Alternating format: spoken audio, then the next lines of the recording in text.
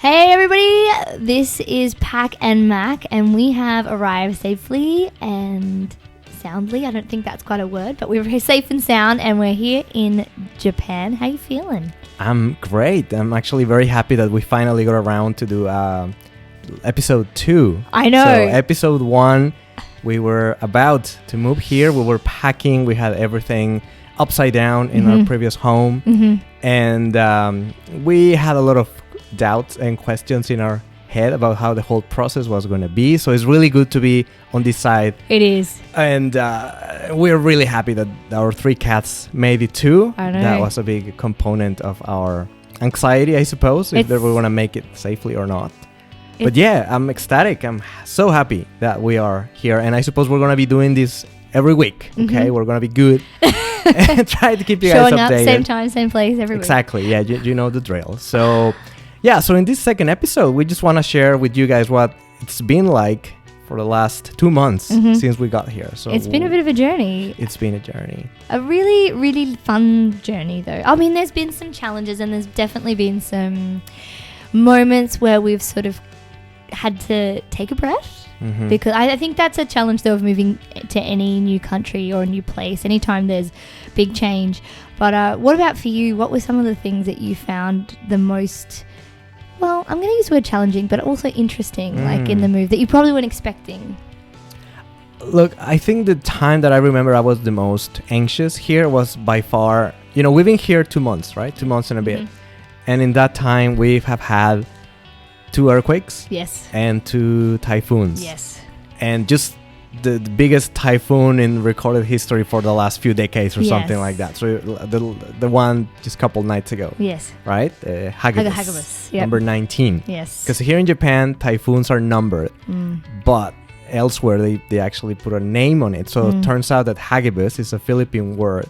So I suppose maybe it was named in the Philippines when, where the typhoon originated. Yes. And but in here in Japan is number 19.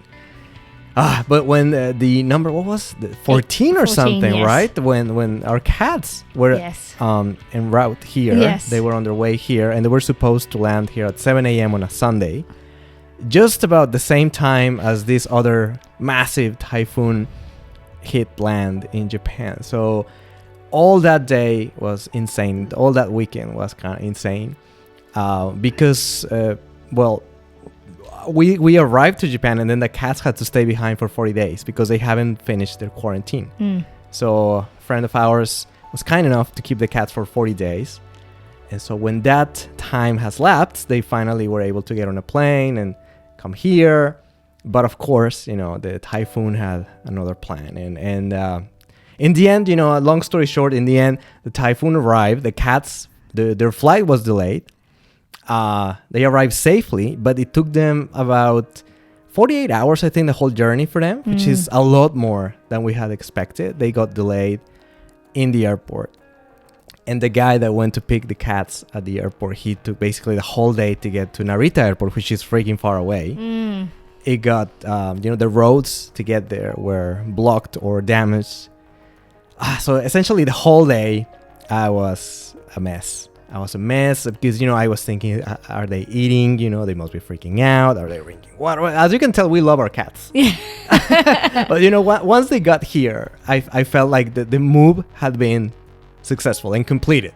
I agree, because I don't think I really knew what a typhoon was until we experienced it. Like, I knew what it was, and it was a big storm, but I'd never experienced a typhoon before. What? So I kind of always thought, when people saying, the typhoon, it's like, oh yeah, a storm's coming, We have, I've experienced floods before, I've experienced, bushfires, but I'd never experienced a typhoon before, so I don't think I clearly understood how much it was going to impact on their flight. So, and also too, I was unaware of, I think my first nerves hit me, one, when I realized it was going to hit at the exact same time their plane was about to land. That's crazy. Yeah. But then also too, on our phones, we get alerts. In Japan, you get these emergency alerts on your phone, not via text message, but they just appear with a very loud ringing that is very... How many times have we had to prepare for evacuation since we got here? 3 times? 3 times. No, 4 or 5. 4 or 5? No, like we actually packed our bags. We Well, packed you it. packed the bags Yeah. for me because I was a little bit lazy. I was like, nah, it's still level 4 alert. There's a whole 5 levels. To go. So level 4 is prepare to evacuate, and level 5 is evacuate. Like go ahead and immediately evacuate. So level 4, for example, in this Hagibis, they said that we should prepare with food for 3 days, water for 3 days, because there was a possibility that we could lose power, lose drinking water. The supermarkets, apparently they had like sold out some foods and stuff like that. Even Thursday night when we went and had a look, they were still quite bare. Yeah, that's the thing, because you get so much notice of these things, which is good. I mean, unlike earthquakes, you cannot foresee them. They just come whenever they want, and you have like seconds, if that, to prepare. With a typhoon, you have usually a few days, and so that's good because you get a lot of prep time. But then I also feel like the panic starts to generate, and like it's a little bit crazy, and perhaps people over prepare. I don't know. But to give them absolute props, they're amazing at organizing you and making sure they're giving you plenty of notice of what's happening. Right, exactly. So that's very really Japanese. The whole organization and prepare for the worst, but well, yeah, because you never know. Yeah, but where we're living at the moment, we got this really nice house. I'm so happy with the place that we got. We're very fortunate. We are at the top of a hill. Yes. And so we get a really nice view. And so I suppose if a tsunami ever hit, I mean, knock on wood, I think people will actually be evacuating towards us. Yes. Right? The only problem is that, to go anywhere, we have to like go up and down the hill with the groceries and everything. But I think that's really helping with our fitness level. I think so too. I think it has, because we don't have a car, unlike the place we used to live before. Where, when you have a car and you use a car to go just anywhere, that's really bad. But in here, we don't even have a bicycle yet. We've been pretty good just kind of walking to places and catching the bus, taking the train. So anyway, but I'm kind of like derailing from Hagibis, right? So we prepared to evacuate. Fortunately, the alert never went on to level 5, so we just stayed home. And our home, the windows, they have this like triple layer of protection. It's the glass, the mesh, and then this like steel window kind of thing. It's hard to explain because I don't know what the proper name for it is.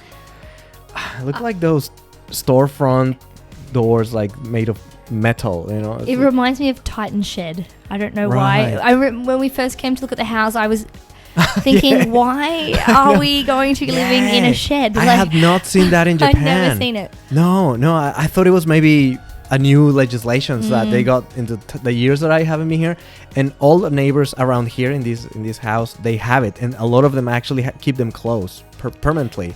So I thought it was maybe just to minimize the noise that you generate to other neighbors, but that kind of sucks because then you don't get any daylight. Yes. I wouldn't want to live like that. But now we know. They are actually, we are very grateful for them because during the typhoon, they really protected the windows. They minimized the shaking of the house, definitely from the wind. So I suppose because we're at the top of the hill, we do get a lot of wind. Yes. So much so that in the previous typhoon, when the cats arrived, we have this balcony overlooking the city. And that's beautiful. Where we hang our clothes. It's really nice. We have this little roof in it. And I suppose the wind started blowing really strongly from, underneath. And it blew it away. It blew that little roof all with the post that was holding it in place. It has like a couple steel poles holding it in place. One of them remained in place. The other one was blown away over the house. It landed on the other side of the house.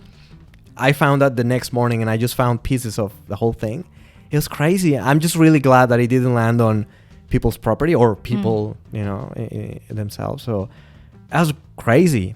So when they say this Hagibis was even worse than the previous one, I actually got a little bit worried. Me too. Even though, we're all settled and the cats are here, we didn't have that in our minds. Yes.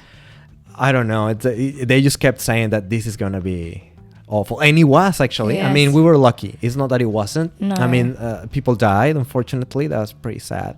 And I was seeing a few images from Nagano that were completely underwater. So yeah, it's crazy. It's I guess we were just lucky that particularly where we are at the moment, the wind was not really hitting on an angle that damaged our property or but it's just crazy, man. It's like, it makes you think how this place, Japan, is so prone to natural disasters. Because while the typhoon was happening, what happened? Do you remember what happened? I do remember what happened. I was insane. thinking that, wow, the wind must be blowing strong. But then I realized that we were actually having an earthquake at the same time that the typhoon was hitting. We're just adding to the excitement. Insane.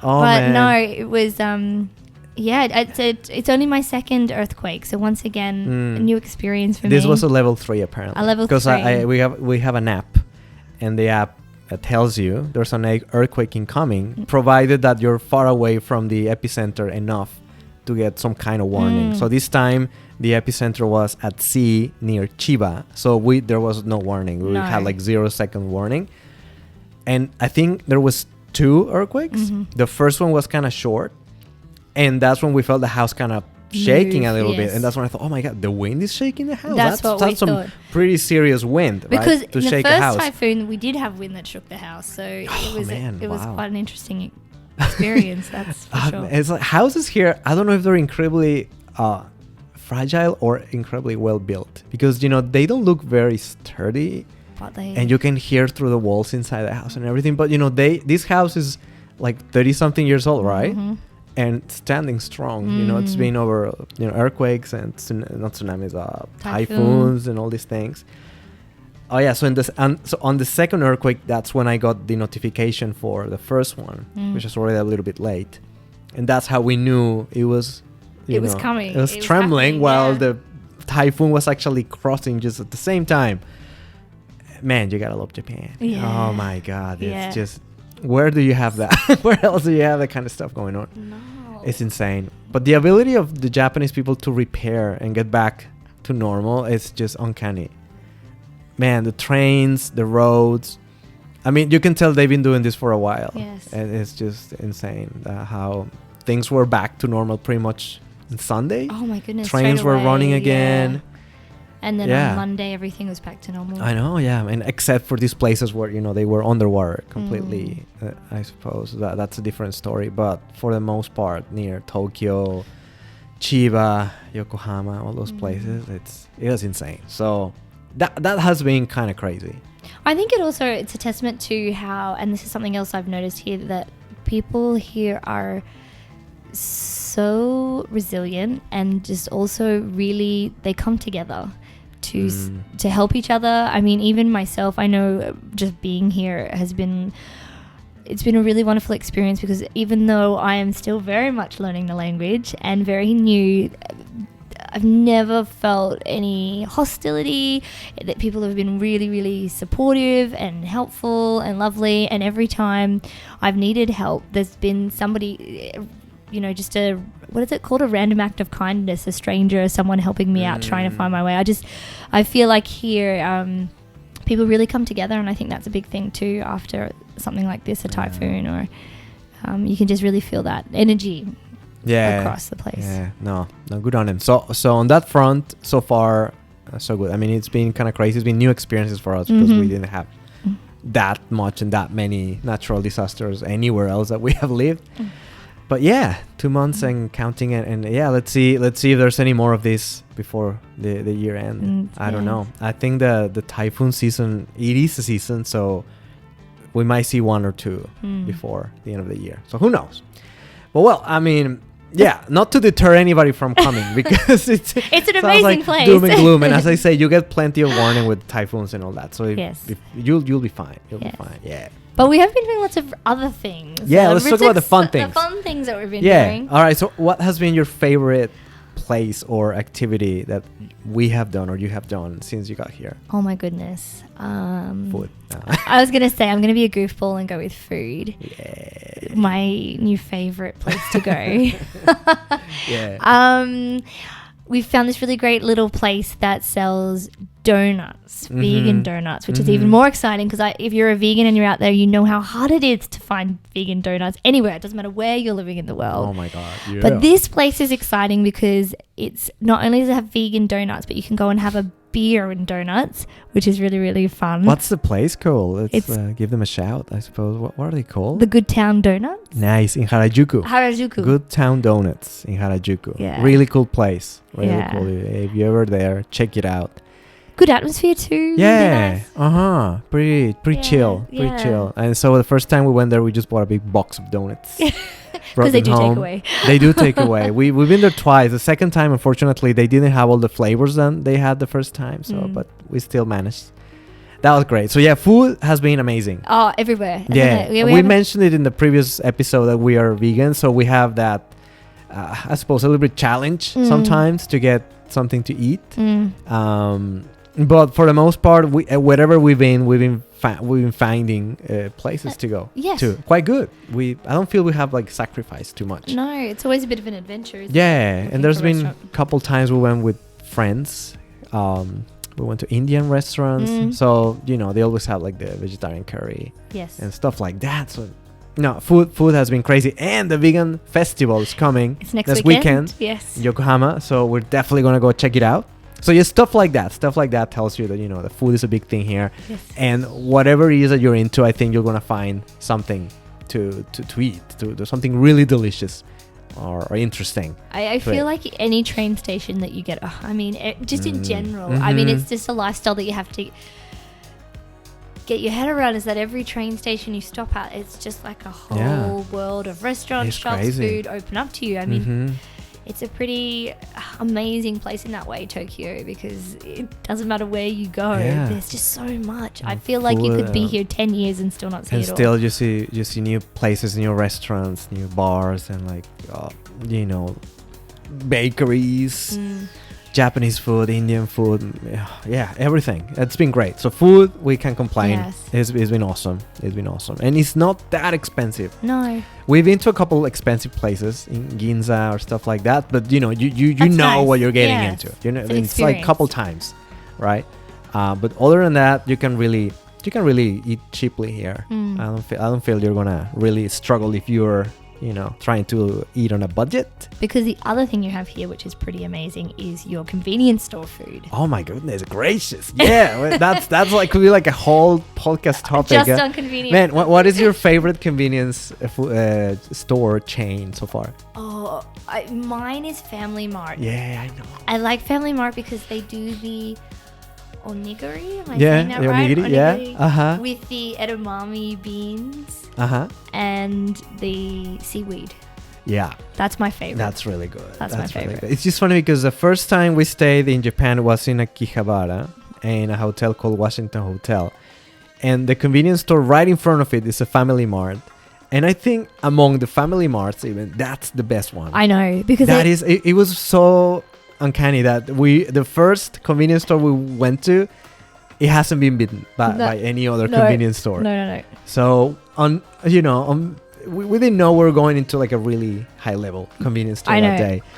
We're just having dinner from food that we bought there, right? Yeah. Like onigiris, like fresh squeezed juices and stuff like that. They have the dango, yes, which is the mochi, this lolly that they made out of rice, sticky rice, and they soak it in with like some toffee. They have the daifuku, and with the sweet bean paste that they do. That's really good they too. even had strawberries with the daifuku. They did. That was amazing. That was really amazing. Yeah. If you're into daifuku and you're in Akihabara, you have to walk basically till the end of the, where the stores are in the Akihabara. There's a little. It's near the train station, isn't it? It's near. It's near. It's not the Akihabara station. It's a subway one, which I can't remember the name at the moment. It's not far. You can just keep following everybody in the main street, and when it ends, when you stop seeing all these geeky stores and all that, you'll see a daifuku store. It's adorable. It's like pink and stripy, and all they sell is daifuku, but it's probably one of the best daifukus that I've tried here. Oh, that's the specialist place we went to. Right. Not the Family Mart. No. Clarifying that if you're into daifuku, it's probably worth going somewhere like that. But if you're kind of like, I like daifuku, then just Family Mart, especially that one, will be okay. Yeah, Family Mart's great, man. Where we live, around our house, there's not very many Family Marts. No. I think Family Marts might be like gangs, and they have their own territories, because we're in the 7-Eleven territory. In the 7-Eleven gang territory. I know, and 7-Eleven is not bad. but it's not the best. Well, and also it's different in each one you go. Did I tell you though that I read this week that 7-Eleven now is going into vegan bento boxes, but they haven't come out this far yet. So, okay. But I think right. it's something that's progressing. I think to maybe places like Family Mart and Lawson, particularly Natural Lawson. That's another good one. Natural Lawson, which they sort of moving towards more vegan, animal-friendly products. That's cool. Awesome. Whereas 7-Eleven, I think, is just starting to progress in that way. So I just read this week that they've just started looking at getting vegan-friendly bento in 7-Eleven. So hopefully, fingers crossed, it won't be long until it's everywhere. Oh, okay. Well, that's cool. That's exciting. That's very exciting. Yeah. Then you've got Natural Lawson, which if you don't know about Lawson is another chain. Yeah. And Natural Lawson is one that tries to promote products that are a little bit more organic, would you say? A little more animal friendly? Yeah, that's it. So Lawson, the color of Lawson is blue, but the Natural Lawson is pink. But do you know what's exciting? That what you can find in the Natural Lawson, and if you're a vegan, it's super exciting, and it is Tea's 1010 noodles. Yeah, noodles. Now, instant noodles. This is an experience that you have to have when you come to Japan. There's a place called Tea's 1010, and they do vegan ramen, and it's the most amazing ramen I've ever tasted. Yeah, there's one in Tokyo Station and one in Gyugaoka Station, which is between Tokyo and Yokohama. And that's the restaurants where you can actually go and get it beautifully freshly cooked, and it's just so warm and delicious. There's always a line in there, especially the one in Tokyo Station, but it's totally worth it. But once you find it, because freaking Tokyo Station is a maze and it's huge. It's tricky, yeah. Now we know, I think, you just have to hug the wall on the right side, or just find one of those information I think centers. We still had to information booth. Yeah, they speak English in there, so just kind of show them. I think I showed them like a photo on my phone. Yes, a happy cow. Wasn't it? Yeah, happy yeah, cow? yeah, something like that. And then, just go here and there. And there was a little bit of a line, but a lot of foreigners actually. Yes. That's what I noticed. Fair enough. I mean, it's Tokyo Station. It's a huge hub, and the bullet train goes from there, so you'll see a lot of foreigners in there. But yeah, that's great. That's awesome. But what's great about it is, like, to go back to the Natural Lawson, what they do is they make Tea's 1010 also makes like a cup noodle ramen, like, so that, normally as a vegan, I don't know if anybody else out there has experienced this, I always go to find, I love cup of noodles. That used to be one of my favorite things. Oh my god, I was gonna say that. I was gonna say that too. Like, that's my student my food. $2 days. Oh, yeah. But they're really hard to find vegan versions. It's not something that's easy to true, find. Isn't it? It's really tricky. So I know for me, when Tea's 1010 decided to make a version of it, it's just fantastic because we now have them at home. We can buy stock of them because we might not necessarily be close to the restaurant, but you can make them from home, which is awesome. That's pretty cool. Yes. That's pretty cool. So now we've been ordering whole box from Amazon, like a box with 25, and for emergencies, you just add hot water. Yes. And the thing is, it's not only if you're vegan. I used to eat a lot of those things when I was in uni here in Japan, like 20 years ago. Because, that's what I could afford. Yes. It's really cheap food. And it's quick. It's fast. It's fast. And you don't need to refrigerate. Like, it saves space and all these things. But, you kind of get what you pay for the most part. A lot of it has a lot of preservatives. And it's like the spices are just probably MSG and stuff like that. So it's not like the healthiest thing to be eating constantly. But at least with this 1010 ramen, it's organic. And it says that it doesn't have any preservatives or colorings or flavors and stuff like that. So it's not only vegan, it's also, I think, the healthiest version of a cup ramen. And it's still pretty cheap. And it's delicious. Yeah, it's great. I don't feel I'm sacrificing too much taste. No, because in here, cup ramen is just a culture. It is. It's like, when you go to Italy and you see the aisles and aisles of wine and the aisles and aisles of pasta.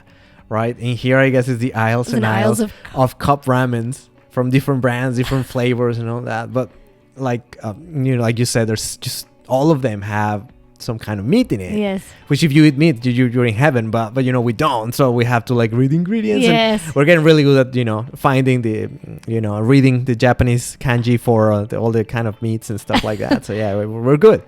we're good. But yeah, with that one, we're totally good. We know it's safe. Yeah, we're on the clear. And it's really nice not only having to spend 20 minutes in an aisle trying guessing. to read the back. Guessing. Yeah, no, that's it.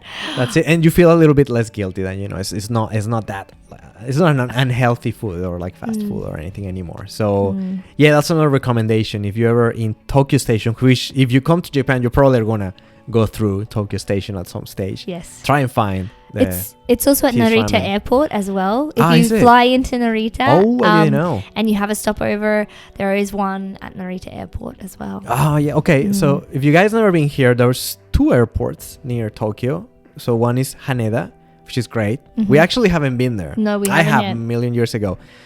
But it used to be like, like the small second class kind of like not many flights from there when it started. But it's just so close to the city. Whereas the main one was the Narita one, which is in Chiba, which is freaking far away. Still to this day, I feel like it's still really far. Yes. But I feel that they have a lot more international flights. So, for instance, for me coming from Mexico, I could only fly to Narita. Yeah, but depends where you're coming from. Maybe if you're coming from the US or from Europe or something like that, you can go straight to Haneda. So if you can fly straight to Haneda, go to Haneda. Yeah, it's worth it because you don't have to commute that much or, get that train or a transfer by bus or anything like that. Because from Narita by train, it would still take you over an hour to get into the city. I'd say probably 2. Just prepare yourself for that when that's probably how long it's going to take you if you're landing at Narita, particularly just to get out. If you're catching the train. At night, you're like the first time we came here, we arrived late night, isn't it? And so we have to take, not all trains were running from Narita, so we had to go into kind of like an expensive one. Yes. But it was nice. I mean, it was the first time here, right? In a long time for me and the first time ever for you. It was the first time ever. So being on the train after a long flight, it was pretty relaxing. Yes. And once you know where you're going, if you're in the right train, I love it. Because you can just forget about it. Exactly. You're not driving. You're not responsible for anything. And we weren't in a rush. Anything. There was nowhere we had to be. Our hotel knew we were coming late and we were on holidays. But if you had somewhere you had to be, I would definitely give yourself an extra day. Like if you had a meeting or something like that or some business, I would definitely give yourself an extra half a day to get yourself organized. Yeah. So if you're tight on time and you can go to Haneda, I'd say you just go there. Yes. If not, you can take a scenic route to the good old school fashion Narita Airport. Yeah. So what else have we been up to in these last 2 months? We've been to the Digital Art Museum, Teamlab, in Odaiba. Which was beautiful. What do you think about it? It was amazing. Because you've been to the one in Singapore, which I haven't. So how does it compare to the one in Singapore? What is it first? Like maybe for the people who don't know what we're talking about. Teamlab is like projected art, and it's sort of so much more than that. I feel like I haven't really done it justice. They're art installations about different perspectives, from different lighting to different displays. So for example, one room we walked into was, how would you describe it? Like a waterfall and then it changed through the season. It was trees and leaves were falling, butterflies were flying. It's very trippy. And it was all digitally projected, and it did respond. The projections responded to where you move. So if you put your hand out, say in the waterfall, the water would sort of go around your hand. It was amazing. It's crazy. It was really, really beautiful. I think that was the most important or most interesting aspect of it. It's not only the light show and like the effects it's the fact that everything that is projected to the walls or, it's not a laser show because, like you said, it interacts. You can interact with it. You change what's happening in the images or the, landscapes that you're seeing around you. And, man, it's trippy. Yes. I guess I've never done LSD or anything like that, but probably that's a similar experience. Something like that. You're high. It's just so much... sensory, not overload, but like sensory. Imagine you're like in the Avatar forest. Something like that. Yes. It's like because it's dark, so the lights look a bit better. Yeah. And there's so many LEDs and lights and figures and all that. And then I like the part where you actually get to draw something, and then that thing that you draw is scanned, and then that you're drawing is actually running around in the walls. It adds to the ecosystems or whatever, so people can actually see what you did. And I draw a Homer Simpson and a Bart Simpson on a gecko, And yeah, the guy when he was about to scan it, he was like unsure, but he did. He scanned it, and it was great because then I saw my gecko with Homer and Bart Simpson running around, and actually people were noticing it. So I'm just saying, just putting it out there because it doesn't last forever. Yes. And it's funny because people can actually step on it. I noticed that people stepped on the geckos and it just kind of splat, but then just keeps on going kind of thing. Oh, yes. Yeah, so you don't kill him, don't worry. Yeah, it was just cool. But it's really nice to see how like something that you create takes on a sort of a world of its own, and then you automatically see that process of art that you know, art inspires others, or you interact with others and their responses. I mean, it's a really great way not only for us who are big kids, but children. We all have children doing it too, to see like their face the excitement in their face, to see like, oh, the art we've created is becoming something more, and seeing that bigger process. I mean, it was kids were having a ball. If and you know, adults too. Just I mean, if you children. have kids, I would suggest just to take them there because they seem quite entertained, and it's almost like educational, I suppose, in a way. It's very cool, very cool. And also, we had a pass for a tea room, so I might just let you do the explanation of that because you're the tea connoisseur. I do love tea. It was a little bit of surprise. I didn't know we were going, and we got there, and Pac said to me, oh, here we go, here's a special, we're going to the tea room. And I was like, tea room? What is this tea room? And then I found out that it's, you get your tea, but it's in the dark, and then it's like your tea becomes art. It's amazing. So it's like a light show for within the tea. Again, I don't even know if I'm doing it justice. You sit down in this counter, right? And then they put a bowl in front of you, and the guy comes and he serves. I mean, you can choose from like a range of teas and everything. And then they put this bowl, they fill it up with tea. And I suppose the placement is important because there must be like a laser on top of it. And what you see is like a flower blooming inside your teacup, right? And so, oh, that's cool, right? But the thing is, again, it reacts to what you do. So when you take your cup and you sip from it and you put it back, things change. Right, so I don't know exactly how it works. There must be some sensors on the bottom and on the top, because every time you put your cup down, it changes. Like it knows what you're doing with it, and when you finish it as well, it's just details like that. I thought it was pretty cool, and it was such a fun. I can't remember if the tea was good or not. Did you? I can't remember. I did love the tea. Was it good? Yeah, okay, it was a lovely match. You need to tell me because I'm not a very big connoisseur of teas. But I guess in here I'm gonna have to become one because it's tea everywhere, man. There's some beautiful teas. She's supposed to be very, very good for you. And all the green teas and all the vending machines everywhere. It's with actually tea. interesting. There's more tea than soft drink, wouldn't you say? Like that's probably the first time I've ever seen it. It's true because you remember one day you were looking for a Coke, and we couldn't find. We found one Pepsi somewhere, but everything else was water, tea.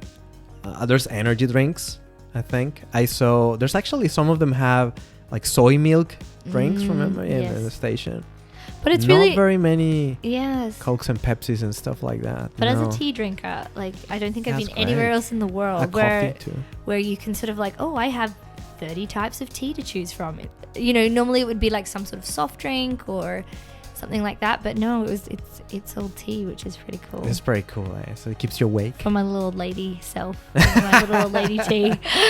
I mean, I have a problem with tea. I just have a problem with hot beverages. Yes. I cannot stand it. I know. Yeah, and actually in Japan they have a saying for that. It's called nekojita, which means cat tongue. So I suppose if you have nekojita, it means that your tongue is really sensitive to temperature. To heat.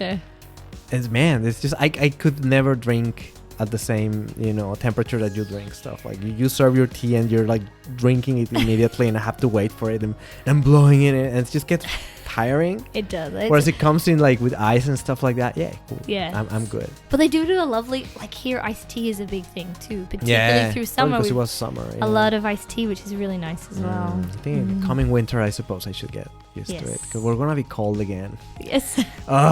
Winter is coming. Winter is coming for real skis this time, and our cats have never had any cold whatsoever because they were born in Brunei, and there's never winter in there. There's not even autumn or anything like that. It's always summer. Yes. Not even spring, I'd say. So I think today is the first day that I noticed them acting on the weather. Like they were cold. Yes. I think. No, don't quote me, but yeah, I don't know what they're doing. Our cats have sometimes. only ever lived in a hot climate. Yeah, and they've they're never not lived in the fuzzy or cold. fluffy or anything like that. So I wonder if they're No. gonna have to grow their own fur coat, Yes. or just we'll have to buy them some sweaters or something like that. Yeah, well, but that was cool. The Teamlab yes. Teamlab It Museum. was really nice. And that thing is actually just gonna be there for a couple years or something like Yes. that. It's not a permanent exhibition. No. So yeah, if you ever come to Japan in the next couple years, that's when you need to go. Yes. Before it goes away. And I think it's definitely worth a trip. I wonder why they do definitely. that, because it was full, it was packed, and imagine to move that show around the world, all the logistic and all the. I wonder equipment though and- if it's an arts Wow. installation space, whether they'll put something new in there, and it's about innovation, about keeping it fresh, and that it's not the same thing there I all the see. time. Maybe Yeah. perhaps. I don't know. I wonder if the one in Singapore is the same. It is just like a temporary thing. Yes. Who knows? And just to note, when you get there, if you see the lineup and you think, "Oh my goodness, how long am I going to have to wait?" Just to let you know, the line moves really, really quickly. Yeah. It moves really quickly, and it's very organized. Just jump in the line, chill out for 10 minutes. The line does start moving, and it's much better. It's not as bad as you think it's going to be. No, Definitely actually, worth the wait. Yeah. Remember when we went to the Tokyo Game Show, Mhm. which was like a month ago? Yes. It was in a place called Makuhari Messe, which is like the exhibition center. It's very far away from Mhm. here. It's again in Chiba, which Mhm. is like a lot of things happening in Chiba, past the airport or maybe near the airport. Yes. It's past Disneyland, so Yes. it is that far. It was a bit of a trek. And it was on a Saturday, right? On a Mhm. Saturday. And so that Tokyo Game Show is 4 days. The first 2 days is for press only. Yes. And the last 2 days, so Saturday, Sunday, is for general public. Mhm. So obviously, Saturday, Sunday, we're going to be a lot more crowded. And the moment we arrived to the station, from that moment, it's like, oh, this is going to suck. Because there was just so many people just getting off the train. But this is the beauty about Japan. If Japan was a chaotic place, this place would not work. No. They need to be that organized and respectful of the rules. Because otherwise, this place will be a mess. And to each other. So many people. Yeah. I've never known sorry. Go for it. No, I've never been in a place where everybody just moves as one. For Yeah, example, we got like off a the hive train mind. Yeah. and it was just like literally out the door of the train, and it was a line.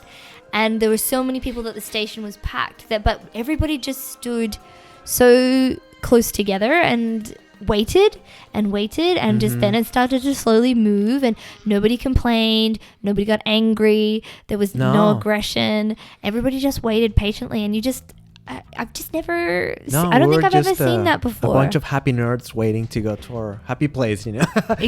Because so we got into automatically, you just follow the herd and you automatically went into lines. And then we did have to wait a little bit, but considering how many people were there, it was actually quite fast. Yes. I was glad. And Yes. once we were inside, it didn't feel as crowded as I thought it would be from being outside. So inside was quite spacious, except if you went to where the biggest games were, like Yes. Final Fantasy 7 and Yes. what is Cyberpunk and all these things.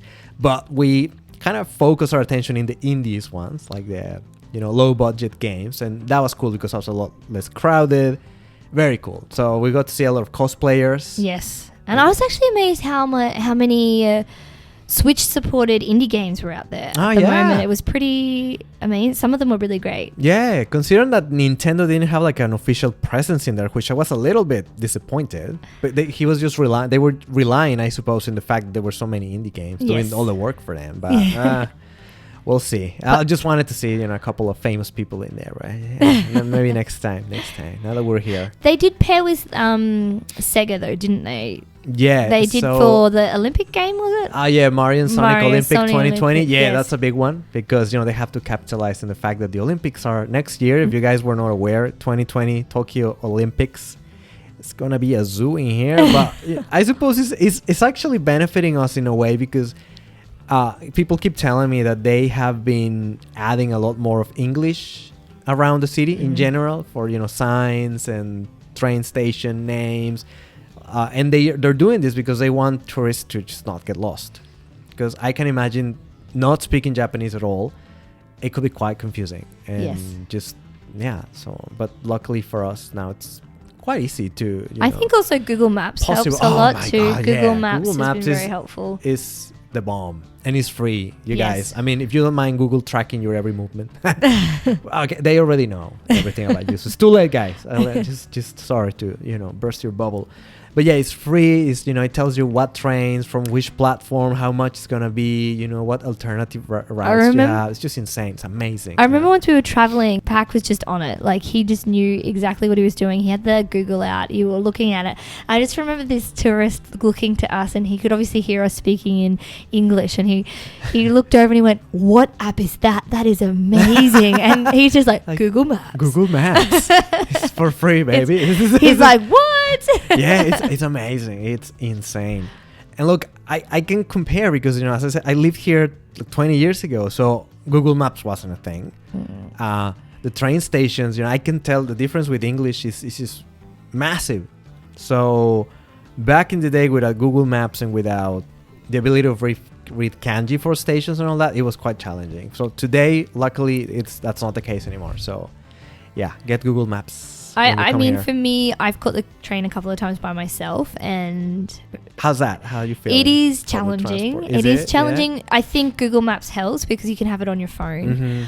So that is. But I think be prepared to miss the station and hop off at the next one. It's the good thing about them is if you miss your station or you do something, it's easy to turn it around because there's trains going everywhere, so you can change and turn around whenever you need to. So that's a good thing about it. And just it's only a problem if you're in a rush or you need to be somewhere. Yeah, that's right. Yeah, and we're using a card called Suica card, and this thing also make things quite easy because so it's a prepaid card that you can load with money at pretty much any station.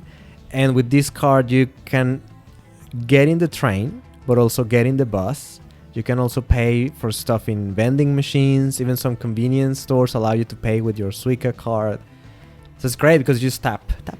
And then you don't have to worry about having like exact fares, coins or anything like that. So that's very helpful. It's really helpful. Yeah, so another tip there. If you come here, get a Google Map app in your phone, get a Suica card, and you're good to go. Yeah, the Suica cards are really great. They're just at a machine. It might be a little bit confusing. There's a few different places you can buy your tickets, right? But it's the green. It has a penguin. It has a penguin. Yeah, you can't miss it. Look for the penguin. And in every station, there's gonna be an information or a person in charge. Like bigger stations are more likely to have English-speaking staff, but also the machine has an English function that you can change the language. It's just that it can be overwhelming if everything is in kanji and where is the English button? Yes. But yeah, it's there. Trust me, it's there. Like, you'll be fine. Trust me, you'll be fine. So, yeah, so a lot of good stuff happening. I'm very happy to be here. And then Comic-Con is coming on November. So that's next month. I'm not sure what we're going to be doing in Halloween. Halloween is kind of like a big thing for us. We get dressed and try to go out and see what's what. We don't know what we're going to be doing here in Japan. Don't know where we're going to go to this year. I don't know. I have to guess. We have to choose an outfit and choose a place. See what kind of events are going. There's a lot of places that are selling already Halloween decorations. Yes. I'm very happy to see that. I wasn't expecting that. That was a surprise to me. I was not expecting that. Yeah, no, me neither. No. Yeah, I couldn't remember if Halloween was a thing here, but it is. And you have your pumpkins and all your ghosts and everything like that. So that's great. Yeah. Well, so we'll keep you posted. So what we're going to be doing on Halloween. Yeah. It's insane. There's already mid-October. Where does time go? It's been flying by. And it's just hilarious that 1 year ago we didn't even know we were going to be in Japan. Man, that's crazy. That's crazy, isn't it? Yeah. It's crazy to think about where life takes you. Yeah. Now you never know. You never really know what's gonna happen. But I'm just so happy that everything went well. Yes. We're here, guys. We got our new microphones. I hope the sound is decent. And we're gonna keep working on ironing out any kinks that we might have yet, but we're really happy to be doing this. Hopefully we'll be able to bring an episode every week. And if you guys want to reach to us any questions or tips or whatever, if you're planning to come to Japan or if you want to learn Japanese, which is actually a good segue to the last section of the podcast. So Mac, she's learning Japanese as we speak since she got here. I mean, since we got here, she already could read hiragana. But now that she's here, she's trying to improve, and me as well, of course. But I already could speak Japanese before we came this time around, so I've been just teaching a little bit here and there of Japanese. Yes, to Mac. I've been really appreciating the help. Yeah, because I mean, there is definitely English here, and you can find your way around speaking English, but it is a place where you would really, a little bit goes a long way. Oh yeah, a little bit goes a long way. So. Yeah, I totally agree with that. Even a little bit, like you said, it makes a difference, I suppose. Yes. Like when you show the Japanese people that you're actually bothering to, because I think Japanese people understand the Japanese language is quite complicated. They acknowledge that, and that only in Japan is spoken. So the fact that you want to learn it kind of probably means something to them. Yes. So yeah, it's great. It's great. But it's funny, you know, when you're learning and all this, you know, because who is telling in a year or couple year times you'll be also, you know, completely fluent in Japanese. You never know. So it'll be interesting to see the difference, right? We'll see. So one of the interesting things in the Japanese language, which is a little bit annoying and mysterious, is like when you count things, it's different for whatever it is that you're counting. So in basically any other language that I ever heard of, when you want to say one apple, you just say number manzana. One and apple. Yes. Una manzana. So just the number and the name of the thing you're talking about. In Japanese, it depends if the thing is round or if it's flat or if it's alive or if it's an animal or if it's big or if it's a machine or if it's a building. So they all have their own counters, or if it's a person. And so that's, I don't know why they did that for, like, really, because every other language copes without that kind of mechanism. But, you know, it is what it is. And as a new language learner, this has been a bit of a learning curve for me. Right, yeah. So when would you go to a restaurant, right? And you go through the door, the first thing they ask you is, "Nanme-sama desu ka?" Which means, like, how many people is? Yes. And so when it's just you and me, what would you say? It's futari desu? Futari desu, yeah. So for futari means two people. Two people. Right? Yeah. So, but that word only exclusively means two people, right? So is number two is ni, and people is hito, right? So you don't say ni hito desu. No, you say futari desu. Right. If it's one person, it's hitori desu. So hitori and futari are the only, let's say, exceptions to that counter of people rule, because after the third person, you actually say the number three, san, and then nin. Okay. Nin, which is, nin is also person. So san, nin. San, nin, des? Des. Okay. Des is basically the to be verb, goes at the end. So des. And then four people would be yon, nin, des. Yes. Go, nin, des. des. So 5 people. 6 is roku, nin, des. So after the third person, it gets kind of easy. Yes. It's just if you're on your own or you're just a couple, have to remember those words. Those two are the ones to remember. Yeah, and then very close to them is hitotsu and futatsu. So hitori, futari is one person, two persons, but hitotsu and futatsu are counters for round things. Yes. Like items, like apples. But this I didn't know. Or cups of coffee or something like that. But this I didn't know. Right. So I felt so good. I was like, futari des, and I'm like waving two fingers. But no, it was only after you told me that you know, this rule existed, that everything, it's not a number, it's not a thing that I'm asking for, it's people and then things, and it's even round things, isn't it? Yeah. Have a different thing. So food is a round thing, is that correct? Yeah, like a bowl, or say like an apple, right? Okay. So hitotsu, futatsu, mitsu, yotsu, all that's counters for, I would say, round small items. Okay. It could be many things. And this counter is useful because it can be applied to many things. So that's a good thing about it. It doesn't have to be food. It doesn't have to be round, right? Okay. It's just items in general. Yeah. So, but it sounds kind of like hitori and futari. Yes. Hitotsu, futatsu. So if you say one apple, please. Yes. Something like that. You could say apple is ringo. Ringo, like Ringo Starr. Yes. Ringo, hitotsu, kudasai. So kudasai is please. Ringo. Hitotsu, kudasai. Okay. And now you want to say 2 apples, please. Futatsu. So ringo. So apple, ringo. Futatsu, kudasai. Yay. Okay. That's it. So you don't say ringo, hitori, kudasai. That would be hilarious. Okay. Like that's so because hitori is only for people. So yeah. So that's interesting. One of the interesting things about the Japanese language, the counters, right? So for instance, the cats. we have 3 cats, right? And to count pets or little animals is ippiki, ni hiki, san biki, yon hiki. So you do say the number as it is, ichi, ni, san, shiyo, but then you have to put piki or hiki or biki, depending. So we'll get onto that one next time.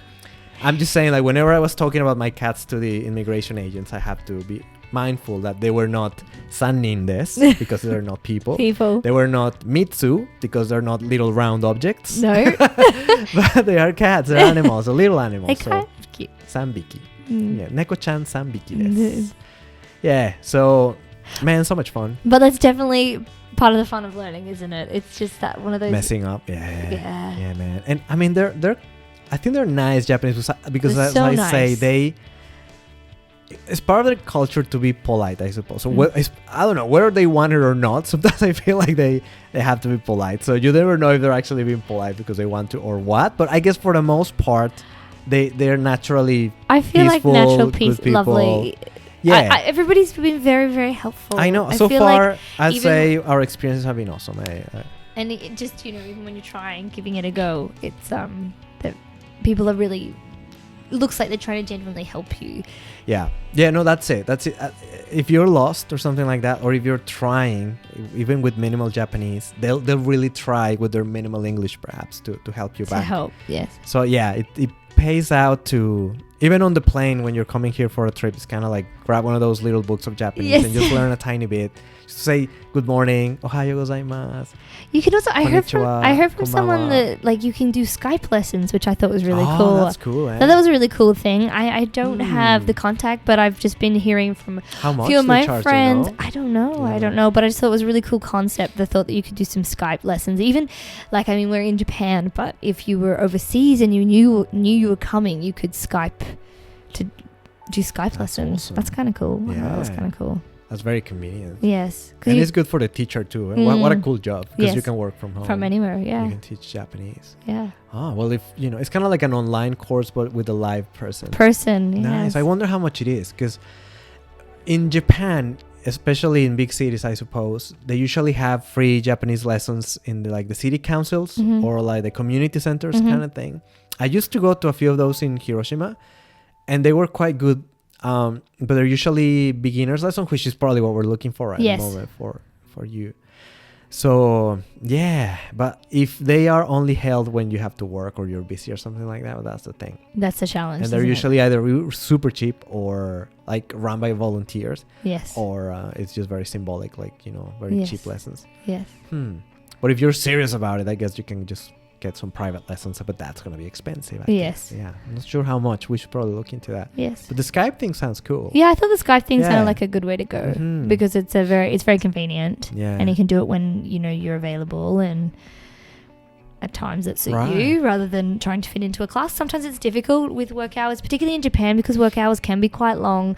It is quite difficult to sort of find time to schedule in lessons, particularly on your day-to-day, like in a weekly time slot. But and then on the weekends you want to do something like fun or something. Yes.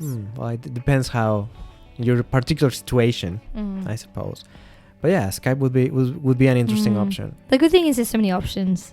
So well, I mean, you're in Japan, like there must be a way walking to down learn. the street as long as you want to. And you're driven and all that. And I think it's actually fun. It's probably a lot more. It's a lot easier than we might realize. Yes. I think the writing and reading aside, I think the spoken Japanese might not be actually too difficult.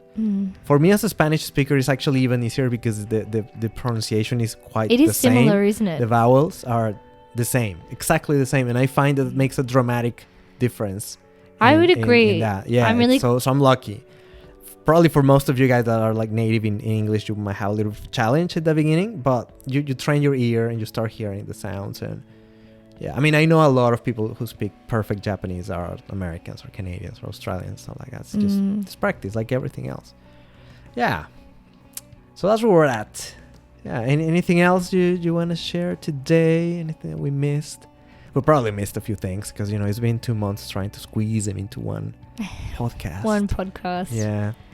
I suppose a rugby cup is we've happening been as we following, speak. yes. You've been kind of bummed because you haven't been able to go to. No, not yet. Who you're rooting for? Well, obviously, I feel like obligated. I'm rooting for Australia. But they're out? Are they out? No, they're already? still here. They're still really? here. They got a game next week. Oh, so nice. Against who? Against. Who's left? Because I you was said just they're thinking, close to I the haven't seen the semifinals? semi-finals round up Okay. yet. I only saw Japan one. So Japan's on there, Sunday New night. Zealand's still there, USA South is still there, Africa. South Africa, Australia. Australia's playing England. Oh, So that's who the they're revenge. playing. Yeah. And we know where this is happening. You said in Ottawa. Ottawa. I don't know where that is. No, I Sounds don't. like a Canadian city, but it can't be. I right? feel like No, that would be we weird. need to Has do to be some somewhere. research. We need to check on them. But you said they were like $250, right? The tickets. Yes. I mean, the tickets are quite expensive, but we are in semi-final time, so. But if you had the money, can you still buy them, or are they all sold Well, out? apparently, I was having a look, and there were still seats available. Cool. Because with this Hagibis, the Typhoon, they didn't cancel the no, they did They cancel. cancelled the game, and they were drawn. So, like, Right, instead of that is playing, weird. it was counted because obviously, They had to depending cancel on games, the right? score, Yeah. Right. is like they tally it up at the end. But Okay. tie, they sort of get even amount of points. It's kind of fair. So it's fair. What a shame if you have tickets or something like that. Yeah, that is a I mean, shame, of course, but- I think they give your money back. But imagine Yes. you actually flew to Japan to that particular game, and I'm hoping they had tickets to Oh. Sunday night because Sunday night's game was really good. But I think better to be safe than yeah, in the middle of it. That's one of the things you appreciate about Japan, even though it has all these natural disasters. They are so on it. yeah. But they're not afraid to cancel things. They're not Mhm. afraid to postpone things. They're very organized in that way, and they're taking care of the people. It's not their first time in the rodeo, No, like you exactly. say. You know, Yeah. they've been doing it for a while with all the natural disasters and Yes. everything. Yeah, man. We went to a baseball game though. Oh, that was was fun. With the Yokohama Bay Stars Yes. and the Tokyo Giants. Yes. That was fun. That And that was that awesome. was when you felt your first earthquake. That was my first in your life, earthquake. Emma, Yes. right? Yes. Yeah. Yes. That's it. That was it. It was an intensity 2, which Yes. is supposed to be quite low, but because we were up high, We were in the bleachers. we yes. actually felt it quite we a did. bit. We could feel Yeah. a little bit of a wave. I remember just your face. You were trying to decipher what was happening. And was a for a moment, me "What too, is me too, that?" because I haven't been in one in a long time, and I wasn't sure because the crowd is insane. They just get so into the game. It's so unexpected, I suppose, if you think that Japanese are quiet and like shy and stuff. Like that's not the case in a baseball game. When they're in No. the stadium, they're singing, they're chanting, they're rooting for their players, and every player had their own song, which is hilarious. And then at that particular time of the earthquake, I remember people were like stomping on the ground with their feet as part of the cheer, yes, right? it was part of the cheer. So I wasn't sure if it was just like the vibration from the people stomping their feet and everything, but no, it was pretty soon. I got my notification on the phone that an earthquake is coming already. So But I just love that nobody cared. Nobody The earthquake cares. was like No, nothing. level They two- were- and then the next moment was because he it's just about nothing. Yeah. he didn't hit a home run, but he hit it out. I don't know my baseball very well, but he hit the ball. Because I know cricket, I'm sorry. Yeah. Let's say it was cricket. Hit the ball for 6. He hit the ball right out to the side Right. of the, I don't know, what's Third it called? A base. field. Uh-huh. Field. Ah, yeah, left It's not a field, pitch. right field. Field, Field, yeah. Field. And everyone's like, yeah. And it's just, that caused more commotion than the, than the earthquake. So that was exciting. Yeah, it's like I think people didn't even register it. No. It was just me and probably a couple of foreigners in there, Yeah. and you. Did you get a favorite player after the game? Did you have like your chant? Lopez. I know. Lopez Su. Where was he from? From Cuba? Yes. Or Costa Rica or something Oh, I thought it was like that? Cuba? Cuba, but I need to double check. Latin America. Let's He just was Latin American. settle it at Latin America. Yes. So of course I had to go for Yes. Lopez. Lopez. So Lopezu. I just liked his song the best. Lopezu. Yes. Lopezu. Every single player have their own song. That's just so awesome. It was so much fun. Plus the anthem of the yeah. and then that guy that got like a particular like special award at the end. Oh, that was or really nice. He was retiring or Yeah, something, that was really or got like nice. this massive record of. We got something. fireworks, so that was Yeah, cool too. man, that was awesome. Do you It's know what- Awesome. do you So know what I I- love to go again, even though I don't really follow sports that closely. going to the stadium is something. It's like a different thing. Watching them on TV, to me, it's a little bit boring. But on the stadium, I'll watch anything. So maybe we should just try and for the cash to go to the rugby then. It's just so much money, man. The Backstreet Boys came. I know, we missed them. But it was cancelled, no? Yeah, it was cancelled. They got cancelled. They postponed, do you know? No, cancelled. Oh, seriously? So they're not playing? I don't know. I have to check into whether they're playing or not. I don't know. But we were excited. Oh, so many heartbroken people 40-year-old in their late women. 30s and 40s. Oh, man. The Backstreet Boys here are huge. Still to this day. All their songs are in the karaoke and everything. Oh, that's fun. So, oh, man. I can't believe that they would cancel. Yeah. They probably postponed because imagine. I don't know. I'd have to look it up. So they will be forfeiting a lot of money too. But I don't know. You've got to be. I wonder how it works. You got to, as I said, got to keep people safe. So yeah, that's it. It's more important than a. So I know it's hard to believe, but it just really caused a lot of problems in all levels. Say for people in this crazy typhoon. But anyway, we survived. We're here. Yes. And we're here to stay. So I think we can wrap it up. Thank you for your audience, guys. And we're going to be seeing you next week. Anything else you might want to add? No, before we go? That's good? Great. Look forward to it. We're getting close to the hour, so we're proud of ourselves. So, well, thank you for your audience, guys. We'll see you next time. See you next time. Pac and Mac in Japan. Have a good week. See you later. See you later. Bye-bye.